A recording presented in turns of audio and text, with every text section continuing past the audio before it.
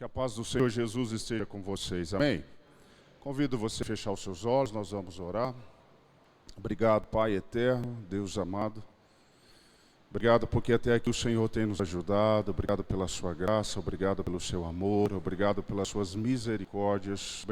Obrigado pela salvação que o Senhor nos deu na pessoa bendita do Senhor Jesus. Muito obrigado, Pai.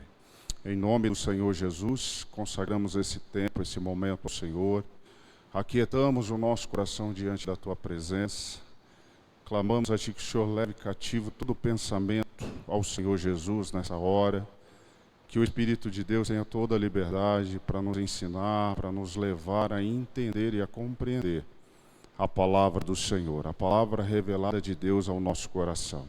Essa é a nossa oração, nós Te agradecemos, Te louvamos e declaramos que toda honra, glória e louvor sejam dados ao Senhor, o nosso Deus, hoje e para todo sempre, em nome do Senhor Jesus. Amém. Amém? Hoje nós vamos dar continuidade no nosso estudo do livro do Apocalipse. Nós vamos estudar hoje sobre a igreja de Pérgamo. E eu convido você a abrir sua Bíblia em Apocalipse capítulo 2.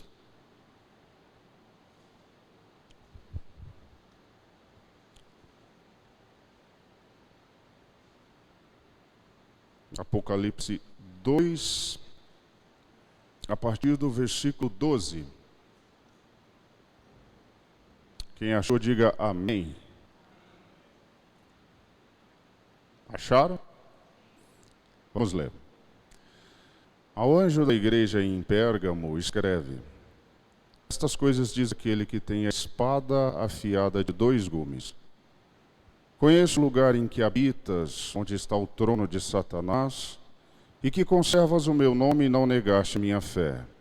Ainda nos dias de Antipas, minha testemunha, meu fiel, o qual foi morto entre vós, onde Satanás habita. Tenho, todavia, contra ti algumas coisas, pois que tens aí os que sustentam a doutrina de Balaão, o qual ensinava a Balaque a armar ciladas diante dos filhos de Israel para comerem coisas sacrificadas aos ídolos e praticarem a prostituição.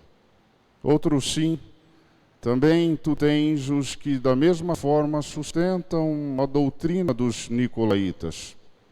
Portanto, arrepende-te, e senão venho a ti sem demora, e contra eles pelejarei com a espada da minha boca. Quem tem ouvidos, ouça o que o Espírito diz às igrejas. Ao vencedor, dá-lhe o maná escondido, bem como lhe darei uma pedrinha branca, e sobre essa pedrinha escrito um novo nome, o qual ninguém conhece, exceto aquele que o recebe. Amém. Graças a Deus. O alvo do nosso aprendizado hoje é avaliarmos como cristãos o que nós devemos ou não devemos tolerar, seja na nossa vida pessoal, seja na nossa vida espiritual, na nossa vida religiosa. O título da aula de hoje é Pérgamo, a igreja que foi tolerante com o mundo. E a grande palavra da lição nessa noite para nós é justamente essa: tolerância. E as palavras do Senhor Jesus aos nossos irmãos ali da igreja de Pérgamo, elas vão servir como uma luva para nós nessa noite. Nós vamos ver que nós precisamos entender melhor o que de fato significa tolerância cristã. E diante de que situações nós devemos ou não devemos aplicá-la. A gente vai aprender que a gente precisa de muito discernimento espiritual, irmão, para colocar em prática essa ferramenta tão importante. Pergunta para vocês, para a gente começar a aula de hoje. Qual é o conceito que as pessoas geralmente têm a respeito de tolerância? O que tolerância significa para você? Alguém se arrisca? Tolerar é respeitar, tolerar é suportar, tolerar é não se opor a algo ou a alguém. Algo nesse sentido. Poderia ser? Poderia ser. Mas, de uma forma geral, as pessoas entendem a tolerância como uma escolha. A escolha de não enfrentar conflitos. É melhor adotar aquela política da boa vizinhança do que questionar, do que redaguir, do que confrontar o pensamento, a atitude, o comportamento de alguém. Então, para a maioria das pessoas, tolerância é a escolha de viver bem. Afinal de contas, a vida é sua. Faça dela o que você quiser. Isso é com você. Agora, até que ponto isso é bom? Será que isso, tolerar tudo a todo tempo, de fato é a melhor escolha que nós podemos fazer, é a melhor decisão que a gente pode fazer? O que vocês acham? Você tolera tudo aquilo que o seu filho faz, que a sua filha faz? Tolera?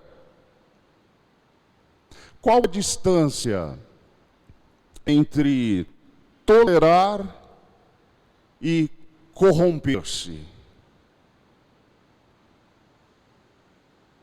Talvez eles estejam bem mais próximos do que a gente imagina. E é isso que a gente vai aprender um pouquinho hoje com os nossos irmãos aqui da igreja de Pérgamo. Um pouquinho da história. A cidade de Pérgamo. Posso descer aqui, Nani? Posso? A cidade de Pérgamo, também localizada na região daquele território que nós aprendemos, chamado de Ásia Menor. Assim como Éfeso, que nós já estudamos, e Esmirna, Pérgamo também era uma cidade comercialmente e politicamente muito importante para o império. Na cidade de Pérgamo ficava uma das maiores e mais importantes bibliotecas do mundo antigo. Disse que lá, pela primeira vez, o pergaminho é utilizado como um instrumento de escrita. Na cidade de Pérgamo também ficavam importantes escolas de medicina. Mas a despeito de todo esse conhecimento que estava à disposição daqueles moradores da cidade, a despeito de todo esse acervo, dessa quantidade de informações, isso não livrou o povo daquela cidade de adotar uma prática de paganismo e idolatria. Por onde se passava pela cidade, você via templos a vários deuses, Zeus, entre eles Zeus, Dionísio, Artemis.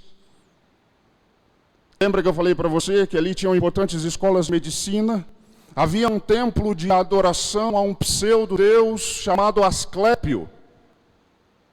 Era a imagem de uma serpente enrolada numa haste de madeira, num cabo de madeira, num cajado. Algo que a gente vê até os dias de hoje, em alguns símbolos de medicina. Quem já viu isso? Já viu? Farmácia, hospital, no jaleco do médico. Já viram isso? Já repararam? Pois bem. É nesse ambiente, que uma igreja floresce. A igreja de Jesus cresce na cidade de Pérgamo, em meio a todo esse sistema de idolatria e de paganismo. Lembra de um louvor que a gente canta, que diz assim: como o farol que brilha à noite, como ponte sobre as águas, como um abrigo em meio ao deserto. Assim era a igreja na cidade de Pérgamo. Um ponto de luz, um ponto de ruptura com todo esse sistema falso de idolatria e de paganismo. Pérgamo adotou também a cultura da idolatria ao homem. O imperador nessa época chamava-se, lembra que a gente estudou? Domiciano. No ano 86 da era cristã, ele edita um decreto declarando oficialmente que todo o seu império deveria reconhecê-lo e adorá-lo sob o título de Deus, o Salvador. Para ele, Domiciano, estabeleceu-se um palácio na cidade de Pérgamo. Um palácio que era considerado pelas pessoas como um santuário. Dentro do palácio, um trono. O trono era considerado como sendo a sede divina, a sede da divindade, o lugar onde Deus se assentava. Por isso, nas palavras do Senhor Jesus, ele faz a referência à cidade de Pérgamo ser o lugar aonde Satanás habita e aonde estava o trono de Satanás. Uma referência à influência do inimigo que agia no meio desse paganismo, que agia no meio dessa idolatria e que estimulava essa falsa adoração a um Deus homem. Nesse contexto, a igreja brilha. E por brilhar, por não negar a sua fé, por professar a sua crença no único e verdadeiro Deus, a igreja também era muito perseguida a ponto de alguns deles, alguns dos irmãos, serem levados até o martírio, até a prova da morte. Para essa igreja, e isso é muito interessante, o Senhor Jesus vai fazer alguns elogios. O Senhor Jesus vai apresentar um título, o Senhor Jesus vai fazer algumas repreensões, algumas exortações e também vai fazer algumas promessas. Ele diz assim: estas coisas escreve ao anjo da igreja que está em Pérgamo. Escreva para ele. Quem diz estas coisas é aquele que tem a palavra afiada de 2 gumes.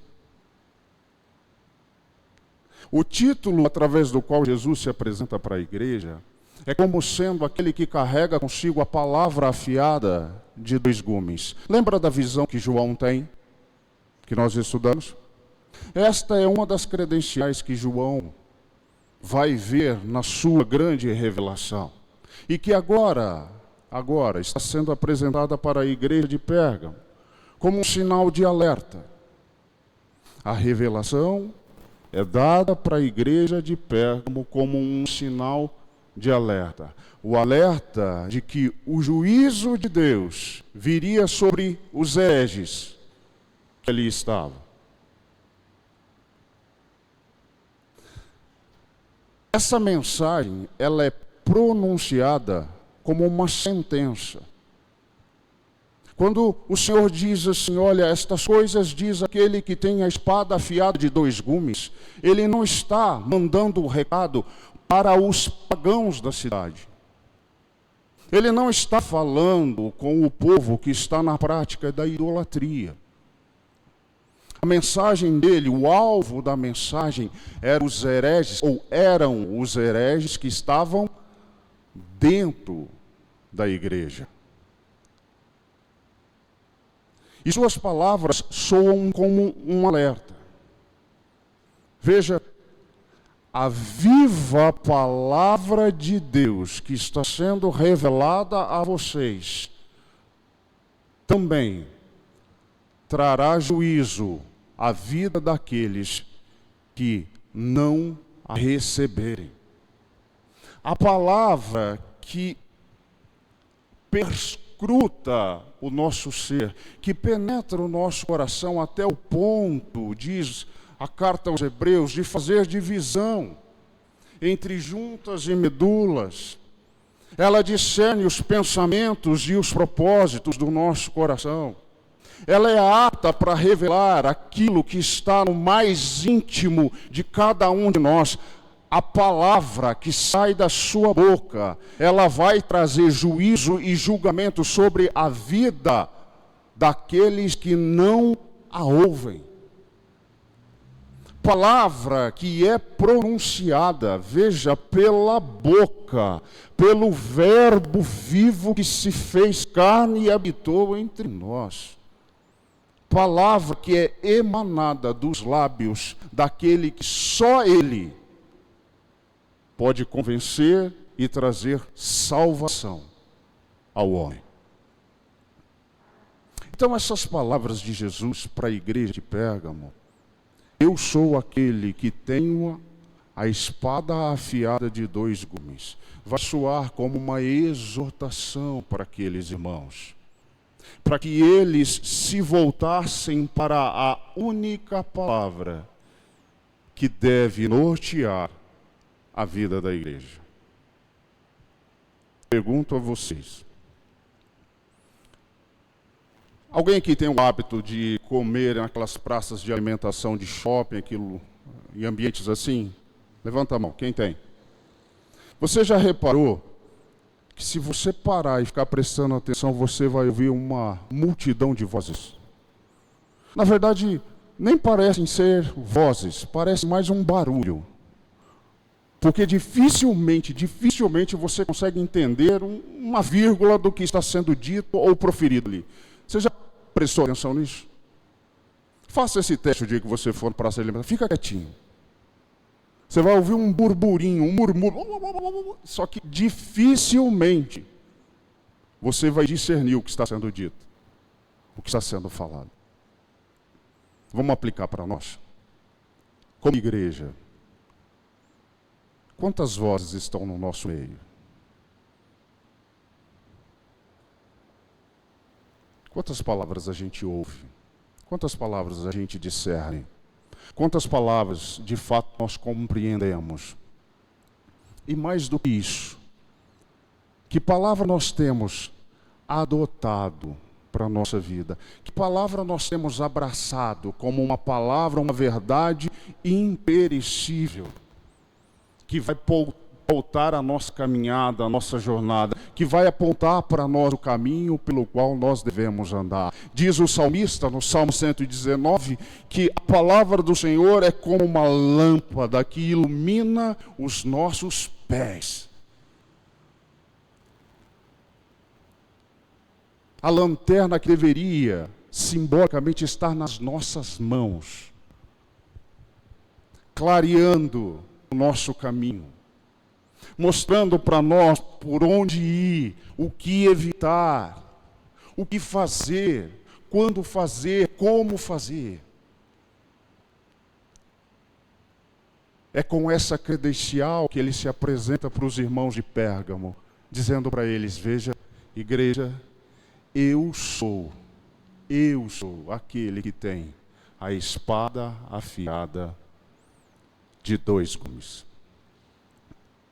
Amém? Para a igreja de Pérgamo, ele vai fazer 2 elogios individuais, ou melhor, corrigindo, 2 elogios coletivos e um testemunho lindo de forma individual. Ele diz aos irmãos da igreja: eu conheço o lugar em que vocês habitam. Aonde está o trono de Satanás? Ele sabe aonde eu e você estamos de uma forma precisa, exata e perfeita. Ele é aquele que conhece o ambiente no qual eu e você estamos inseridos.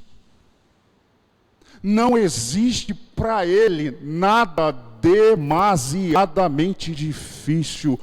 Tudo a nosso respeito. Ele, o Senhor, o sabe muito bem. Eu conheço você. Eu conheço toda essa idolatria que está à sua volta. Eu conheço toda essa profanação. Eu conheço toda essa imoralidade, toda essa ideologia, eu conheço todas essas ameaças, conheço todas as ofertas que te são feitas todos os dias, eu conheço. Conheço onde você está. Conheço o desejo do teu coração, conheço o teu sonho, conheço o teu propósito. Todos os teus caminhos, todos os teus dias já estavam diante de mim, quando ainda nenhum deles existia. Eu conheço o lugar aonde você está, essa dificuldade que você enfrenta, essa luta que você passa, essa incerteza que muitas vezes você carrega, essa dúvida que muitas vezes bate aí no teu coração e que ninguém sabe, ninguém vê. Conheço tudo isso. E sei, falando para a igreja, que você conservou o meu nome. Sei que você não negou o meu nome, igreja. Sei que diante de tudo isso você tem declarado: maior é o Senhor que por nós peleja, Ele é nossa bandeira, Ele é nossa salvação, é nosso libertador, Ele, o Senhor Deus Todo-Poderoso, aquele que se revela a Moisés. Moisés, quem és o Senhor? Quando me perguntarem quem é o teu Deus, quem é que te enviou, diga a eles: o grande eu sou. Eu sou o que sou, Moisés. Guarda o meu nome, apresenta o meu nome, proclama o meu nome, creia no meu nome, não negue o meu nome. Quem és tu, Senhor? Ah, Saulo, Saulo, eu sou Jesus, a quem você tem perseguido, filho. Mas eis que te escolhi. Eis que estou te separando, entrega-te a mim. Sei que vocês não negaram o meu nome. Esse é o primeiro elogio.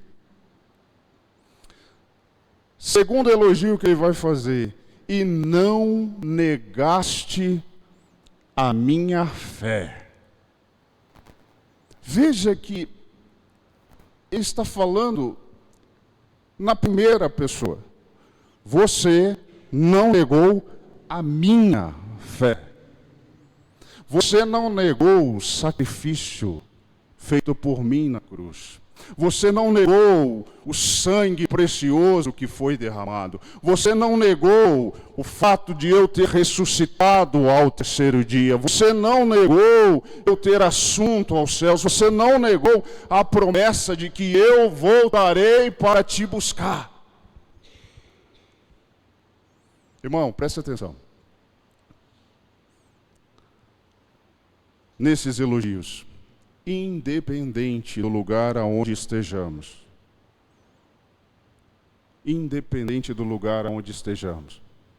nós só poderemos glorificar a Deus com a nossa vida e receber do Senhor o galardão se conservarmos o seu nome e se não negarmos a sua fé. Deu para entender isso? 2 elogios coletivos ao corpo, à igreja. E agora ele vai fazer um testemunho individual, pessoal. Ainda nos dias de Antipas, minha testemunha, meu fiel. O pronome possessivo. Antipas é minha. Jesus falando. Antipas é meu. Minha testemunha. O meu fiel. Quem foi Antipas? A literatura histórica vai falar para nós que Antipas foi bispo da igreja de Pérgamo. Bispo que, por não ter negado a sua fé, é perseguido, preso, julgado e condenado à morte. Sentença de Antipas. Antipas, você vai ser preso dentro do ventre de um boi de bronze. E o boi será colocado sobre as brasas. E você, Antipas, literalmente será cozido aí dentro. A tradição diz que os algozes esperavam que Antipas negasse sua fé. Não, peraí, deixa eu pensar melhor, talvez não seja bem assim. Eles aguardavam que ele blasfemasse, que ele injuriasse, que ele xingasse, que ele se mostrasse contrariado com Deus. Porém, a mesma tradição vai nos dizer que nos seus últimos momentos de vida, ele louva e ora ao Senhor. Ele aproveita os seus últimos momentos para adorar a Deus, para louvar a Deus, para orar a Deus. A ponto do Senhor Jesus Cristo testemunhar a respeito desse santo, a respeito desse justo. Antipas, você é minha testemunha. Você é meu fiel. E aí, desculpe-me, mas é coisa da minha cabeça isso. Eu fico imaginando se no túmulo de Antipas tivesse uma lápide, o que estaria escrito ali? Antipas, minha testemunha, meu fiel. Esse é o legado que esse homem de Deus deixou para a humanidade e que chega até nós hoje como uma grande lição. E a pergunta para mim e para você hoje é essa: que testemunho Cristo poderia dar a meu respeito e a teu respeito nessa noite? Será? Isso é para cada um de nós avaliarmos. Que hoje, a meu respeito, o Senhor Jesus poderia declarar: minha testemunha, meu fiel.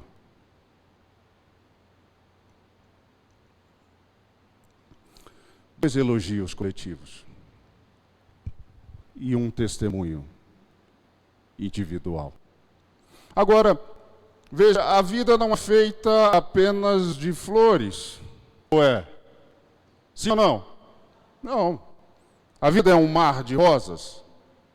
Então, Jesus não tinha apenas elogios para a igreja de Pérgamo, também tinha repreensões. Ele diz assim: todavia, tenho algumas coisas contra ti. E ele vai destacar duas. Tenho contra vocês que vocês admitiram aí no meio da igreja aqueles que sustentam a doutrina de Balaão, que ensinou Balaque a armar ciladas diante dos filhos de Israel, para que eles comessem coisas sacrificadas aos ídolos e praticassem a prostituição. Quem foi Balaão? Lembram da história dele? Exato.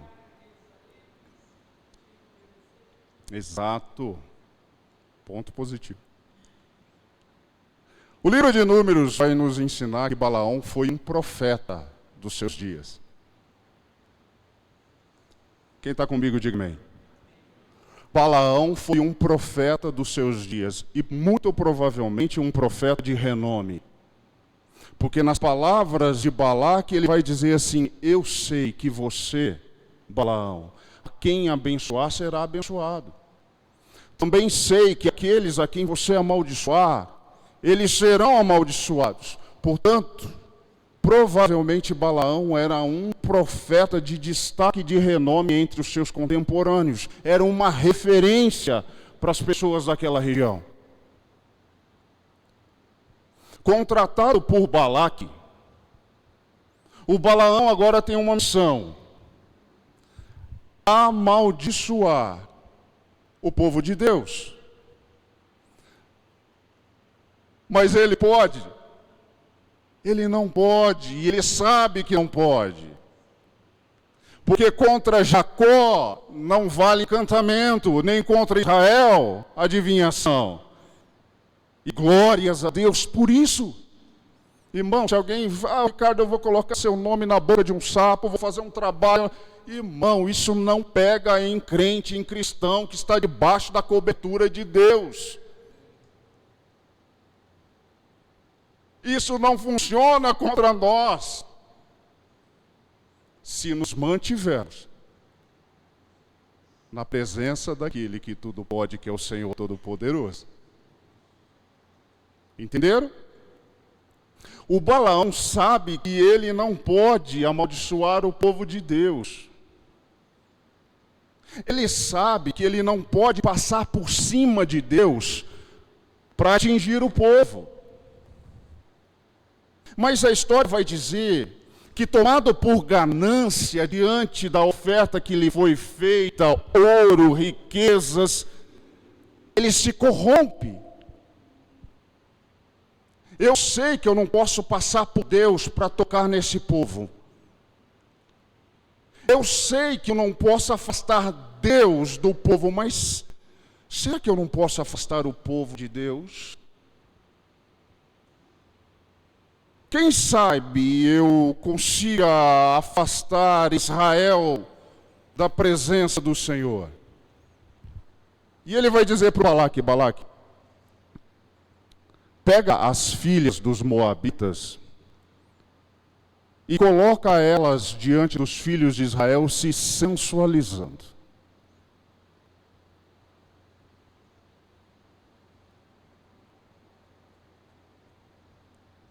E elas serão capazes de seduzir o coração dos homens de Israel. Lembra quando Jesus diz assim, os discípulos, quando ele volta no Getsemane, eles estão dormindo, Jesus fala assim, ei, vamos, acordem. Vocês não puderam vigiar comigo nem uma hora? Vigiai, orai. Porque o espírito está pronto, mas a carne de vocês... A carne é o quê? A carne de vocês é fraca. Coloca as filhas dos moabitas dançando na presença dos filhos de Israel, se sensualizando. E elas vão ser capazes de seduzir o coração dos homens. E quando elas fizerem isso, elas vão induzir os filhos de Israel a se prostrarem, a adorarem, comerem coisas sacrificadas aos ídolos e cometerem prostituição. Elas vão ter a capacidade de levar os filhos de Israel ao pecado. E aí sim, você consegue tirar o povo da presença de Deus. Jesus está falando para a igreja de Pérgamo, está falando ao nosso coração hoje. Que a doutrina de Balaão anda por aí, ainda nos nossos dias. Quantos profetas corrompidos, quantos profetas gananciosos, quanta gente prometendo fundos imundos e conseguindo encontrar no coração daqueles que estão dentro da igreja espaço para seduzi-los e levá-los ao pecado. No meio de vocês existem aqueles que toleram a doutrina de Balaão.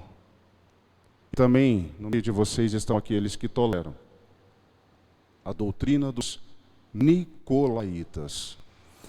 Pastor Fernando, na aula que nos deu sobre a igreja de Éfeso, ele nos explicou quem eram os nicolaítas. Lembram-se? Quem lembra? Muito bom. Quem eram os nicolaítas? Uma seita herética que conseguiu entrar dentro da igreja e passou a difundir pensamentos, doutrinas e ideologias contrárias à palavra de Deus. Dentre essas doutrinas, dentre esses ensinamentos que os nicolaítas apresentavam, um deles era o seguinte: Deus, Ele não está preocupado com o seu corpo. Deus está preocupado com a sua alma. Portanto, viva a vida louca. Viva como você quiser. Você não deve satisfação a ninguém. Lembra quando a serpente ela vai falar com a Eva, vai seduzir Eva? O que ela fala para Eva? Vocês não podem comer nada aqui? Não, não é bem assim. A gente pode se alimentar de tudo, não podemos tocar no fruto daquela árvore. Eva, você não entendeu bem o que Deus quis dizer.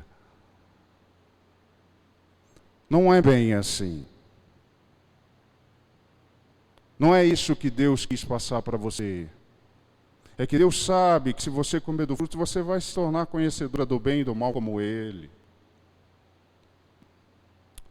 Na verdade, Deus não está preocupado com o teu corpo. Deus está preocupado com a tua alma. Então pode beber, pode fumar, pode se prostituir. Você, solteiro, pode ter relacionamento sexual sem ser casado. Pode mentir, não tem problema nenhum. Isso não significa nada. Nós estamos no período de fazer o quê? A declaração do imposto de renda. Quantos dependentes você tem? Põe aí a sua mãe aí na sua declaração. Ela tem convênio? Tem. Bom, isso aí já é um bom começo. Mas ela é sua dependente? Não, não é minha dependente. Mas ela fez um tratamento odontológico? Põe que a restituição vai ser maior. Afinal de contas, Deus não está preocupado com isso. Deus não está preocupado com isso. Pode viver sem freios. Pode viver segundo o curso desse mundo. Pode emprestar seus ouvidos para o secularismo. Não tem problema nenhum, não. E aí a gente vai para a Escritura que nos ensina o seguinte: buscai a santidade, sem a qual ninguém verá a Deus. Sede santos. Sede santos. Sede santo. Separado do pecado. Separado. Conserve as suas vestes limpas, brancas, puras, vestes talares, vestes de justiça. Porque as vestes de vocês, as comuns, as normais, as carnais, diante do Senhor não passam de trapos de imundícia. Os atos que vocês pensam que são atos de justiça. Moisés, antes de se achegar à sarça, tira a sandália dos teus pés, porque a terra que você está pisando é terra santa. Você não vai chegar diante de mim de qualquer jeito. Você não entra na minha presença de qualquer maneira. Você não desfruta da comunhão com Deus de qualquer forma, segundo a tua vontade, segundo o teu querer. Ele é um Pai amoroso, gracioso, santo, tremendo, que está assim, pronto para te receber, pronto para te ouvir. Mas Ele quer mudar a sua vida, quer mudar a sua história. E deixa eu dizer para você, quem dita a regra de tudo isso, não sou eu e nem você. Quem estabelece a norma na forma da palavra é o Senhor. E a nossa obrigação é reverenciarmos a Deus à luz da máxima revelação de Deus para a vida de cada um de nós, que é a sua palavra. Quem nos ensina a educarmos os nossos filhos, os nossos pequenos, é Deus. Quem ensina como você deve tratar a sua esposa, você tratar o seu marido, você tratar os seus pais, é Deus. Quem nos ensina como nos comportarmos, como nos portarmos diante do nosso trabalho, na escola, nos estudos, aonde quer que estejamos, é Deus. Quem estabelece a norma que rege a nossa vida é Deus. É aquele que tem a espada afiada de dois gumes. Os nicolaítas ensinavam dentro da igreja que você pode viver a vida como você quiser. E será que a gente não vê isso nos nossos dias? Me ajuda aí. Vemos ou não vemos? Infelizmente nós vemos. Escândalos, roubalheiras, traições, mentiras, acusações, brigas, discórdias. Aquele que não tem pecado, tire a primeira pedra. Nós somos chamados para sermos testemunhas, nós somos chamados para sermos médicos que cuidam da vida das pessoas que estão necessitando. E muitas vezes nós vemos o povo dentro da igreja, parece que está dentro do Coliseu de novo, né? Degladiando, ofendendo, magoando, machucando uns aos outros.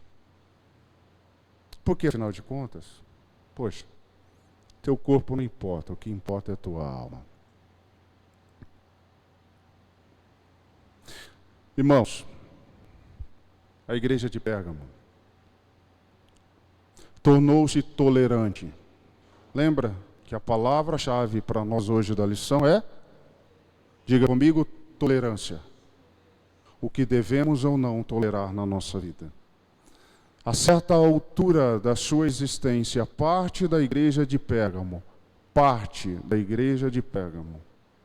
tornou-se tolerante com aquilo que não deveria. E eles passaram a sustentar. A palavra sustentar, que aparece aí no original do grego, significa eles seguraram. Eles trouxeram para si. E trazendo para um palavreado conhecido nosso, eles decidiram: eu não abro mão disso que tenho aprendido, dessa doutrina, desse ensinamento. Vou viver a vida do meu jeito, da minha maneira, vou servir a Deus da minha forma. Passaram a tolerar aquilo que deveriam ter repudiado. A palavra tolerância, dentro do princípio bíblico, significa acolher o necessitado. Como bom samaritano, tratar as suas feridas, socorrê-lo nas suas necessidades. Mas em momento algum ela significa aceitar os seus ideais profanos. Existe espaço. Tu és bem-vindo. É um prazer tê-lo conosco. Mas deixa Jesus mudar a sua vida. Deixa Jesus fazer de você uma nova criatura. Renda-se a Deus. Tenha prazer em ser cheio do Espírito Santo. Ele tem repreensões para a igreja e agora ele vai exortá-los. Arrependa-te. Diante de tudo isso que vocês estão vivendo, arrependam-se. Existe lugar, existe espaço para o arrependimento. Existe espaço para a mudança. Existe espaço para o perdão. Existe espaço para um recomeço. Existe espaço para que você possa renovar a sua aliança com Deus hoje. Arrependa-te. Porque se você não se arrepender, eu virei a ti sem demora. E contra eles, os profanos, os hereges, eu vou pelejar com a espada da minha boca. A espada tem quantos fios? Quantos fios? Isso quer dizer que ela corta de lá e corta de cá. Ela corta restaurando, ela corta salvando, ela corta libertando, ela corta curando, ela corta consolando, ela corta ensinando, ela corta acolhendo, restaurando vidas, trazendo esperança, renovando a nossa fé. Ela corta nos ensinando, nos capacitando, trazendo amadurecimento, nos fazendo pessoas melhores hoje do que fomos ontem. Mas ela também corta, trazendo justiça, juízo e julgamento. Como é que você quer que ela corte? De que maneira você quer que ela haja na sua vida? Hoje é te dado uma escolha. Hoje nos é dado uma escolha. Arrependam-se. Deixa a palavra, deixa a espada trabalhar aí dentro do teu coração. Deixa ela fazer de você um homem ou uma mulher melhor. E ele encaminha para a conclusão da carta. Eu vou encerrar aqui. Ele caminha para a conclusão dessa mensagem para a igreja de Pérgamo. Antes de eu encerrar, alguma consideração? Alguma pergunta? Não? Então vamos lá. Ele caminha para a conclusão, falando para nós aquilo que ele já falou há 3 quintas-feiras atrás. E vem repetindo. Quem tem ouvidos para ouvir? Faça o quê? Mais alto, vai. Faça o quê? O que o Espírito diz às igrejas. Pela 3ª quinta-feira consecutiva, ele fala isso ao meu e ao seu coração. Quem tem ouvidos, ouça o que o Espírito diz às igrejas. O que o Senhor tem para dizer para nós hoje, Espírito Santo? Qual que é o teu recado para a minha vida? De que maneira eu vou para a minha casa hoje? Eu tenho promessas incomparáveis para a vida de vocês, igreja. Hoje eu tenho para dizer para vocês, o Espírito Santo falando ao nosso coração, que ao vencedor, dar-lhe-ei do maná escondido. O maná que representa a comunhão perfeita, o relacionamento perfeito, o assentar-se à mesa com Deus, a intimidade com o Senhor, o lugar aonde Deus puxa a cadeira e fala: seja bem-vindo, ó filho do meu Pai, tome lugar à mesa.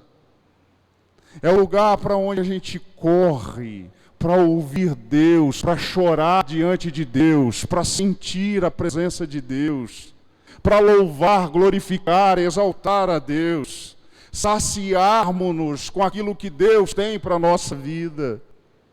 Ao vencedor, dar-lhe-ei do maná escondido. E também vou dar para ele uma pedrinha branca. E escrito nela, novo nome, que ninguém conhece. Só aquele que a recebe. Para a gente entender a riqueza do que Jesus está falando, a gente precisa conhecer um pouquinho dos costumes daquele povo, da gente da cidade de Pérgamo. Existem 2 costumes citados aqui nas palavras de Jesus. O primeiro costume que ele está fazendo referência é o seguinte: quando alguém... O pessoal de Pérgamo, escute isso, o pessoal de Pérgamo conhecia muito bem pedra branca. Dizem os historiadores que as pedras daquela região, elas eram claras. E dentre os costumes daquela gente, um deles era o seguinte, e é essa uma das referências. Quando alguém era levado a juízo, se ele conseguisse provar a sua inocência, o juiz entregava para ele uma pedrinha branca, como um atestado de que ele fora declarado inocente. Quando comparecermos diante de Deus naquele grande e maravilhoso dia, Ele tem uma pedrinha branca para cada um de nós, que simboliza e representa que somos considerados inocentes, absolvidos, não por nossas credenciais, mas pelas credenciais de nosso Senhor Jesus Cristo, que derramou seu precioso sangue e nos redimiu de todos os nossos pecados. O segundo costume retratado nessas palavras de Jesus era que quando um peregrino passasse pela cidade de Pérgamo e encontrasse uma casa que o recebesse, o anfitrião o recebia em sua casa. Passada a noite, pela manhã, quando o peregrino iria partir, se ele tivesse se comportado bem, era a tradição do anfitrião pegar uma pedra escrever nela uma palavra, parti-la no meio, ficar com um pedaço e entregar para o peregrino a outra metade. E ele dizia ao peregrino: vá em paz, e quando voltares, traga a pedra, que nós vamos colocá-las juntas. Se elas se encaixarem, você sempre terá uma morada aonde ficar. Naquele dia, na presença de Deus, a pedrinha branca vai simbolizar que nós temos, é a credencial de que nós temos uma morada eterna, um lar celeste para sempre estarmos. Amém? Graças a Deus por isso, graças a Deus por sua palavra. Alguém tem alguma pergunta?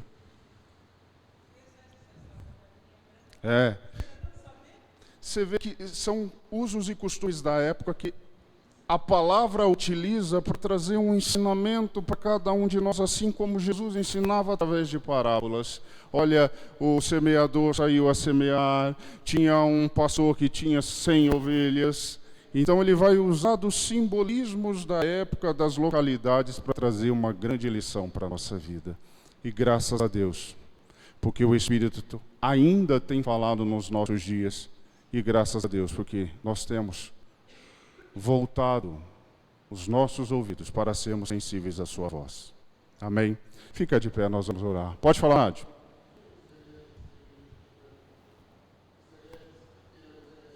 Muito bem. Quem eram os hereges? A referência está na palavra que ele diz assim: vocês toleraram aí na igreja aqueles que sustentavam a doutrina de Balaão e a doutrina dos nicolaítas. Os hereges eram esses, aqueles que abriram mão da santa palavra de Deus e receberam um ensino profano, um ensino contrário à própria Escritura.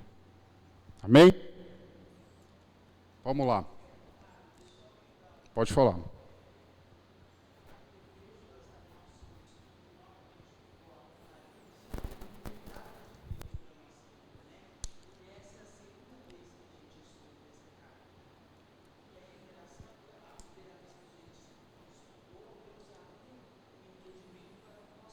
Sim.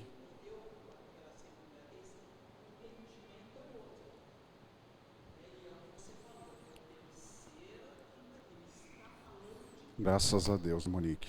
Graças a Deus. Vocês ouviram o que a Monique falou aqui, a observação que ela fez? Pela segunda vez, a igreja disponibiliza um tempo para a gente estudar o livro do Apocalipse. Na primeira vez, o Júnior estava aqui, a Monique estava aqui, alguns outros irmãos, a irmã Cida estava aqui. Deus falou forte ao nosso coração da primeira vez e continua falando forte ao nosso coração mais uma vez. Ah, isso é lindo demais. Isso nos ensina e nos mostra o quanto Ele nos ama. O quanto Ele tem prazer em nos ensinar. Nós aprendemos tantas coisas daquela vez e agora nós estamos aprendendo outras coisas novas, né? A gente vê a grandiosidade da palavra, da revelação, a fonte inesgotável que o Senhor é. Amém? Mais alguém? Então vamos orar. Senhor, nosso Deus e Pai, em nome do Senhor Jesus, muito obrigado, Deus, por esse tempo que o Senhor nos concedeu, por este momento de meditação na Tua palavra, por esse tempo de aprendizado. E que a palavra de hoje, ela possa encontrar no coração de cada um de nós aqui um solo fértil, um solo produtivo. Essa boa e preciosa semente, que ela frutifique na nossa vida. Em primeiro lugar, para que o Senhor seja exaltado e glorificado, que a nossa vida seja abençoada e que possamos também ser um instrumento de bênção na vida das pessoas à nossa volta. Ao Senhor, o nosso Deus, toda honra, glória e louvor. Peço que o Senhor abençoe os meus irmãos, que o Senhor os leve para casa agora em paz, em segurança, guardados e protegidos por Ti. E que continuemos tendo durante essa semana uma semana de bênçãos junto do Senhor. Em nome do Senhor Jesus Cristo. Amém. Amém. Irmãos, na próxima quarta-feira, ou melhor, quinta, né? Você vê que eu estou meio perdido no tempo. Próxima quinta-feira nós estaremos de novo aqui. Provavelmente vai ser o pastor, acho que ele já tenha voltado de férias, né? E vai ministrar aula para nós aqui, tá bom? Deus abençoe vocês.